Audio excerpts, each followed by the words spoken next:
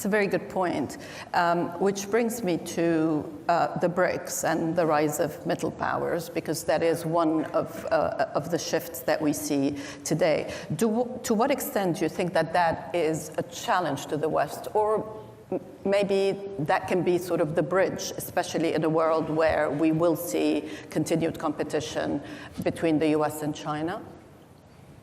And I'm going to ask Minister Jaishankar first, but I'd love for both of you to comment as well. I thought maybe the BRICS one, you wanted the US. After you, Jack, please. Look, again, I think it's important to go back to how it began.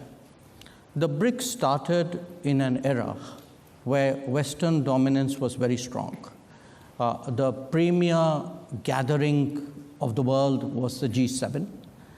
And you had a number of significant powers in the world who felt that, well, they were not part of the G7, but maybe they also brought value to the table by sitting and discussing with others. So in a sense, you had a collection of these countries. It was originally 4.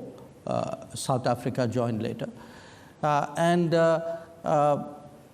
If you look at it, it's a very interesting group because it's geographically as disparate as it can be. Yet it is bound by the fact that these discussions we've had over a decade and a half have been very useful for all of us. Now, like any product, you test it in the market at some point. We tested it last year and asked people, so how many of you want to join BRICS? And we got almost 30 countries who were willing to join BRICS.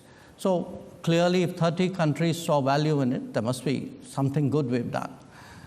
So I think it's important today to make a distinction between being non-West and anti-West. Mm-hmm. I would certainly characterize India as a country which is non-West, but which has an extremely strong relationship with Western countries, getting better by the day.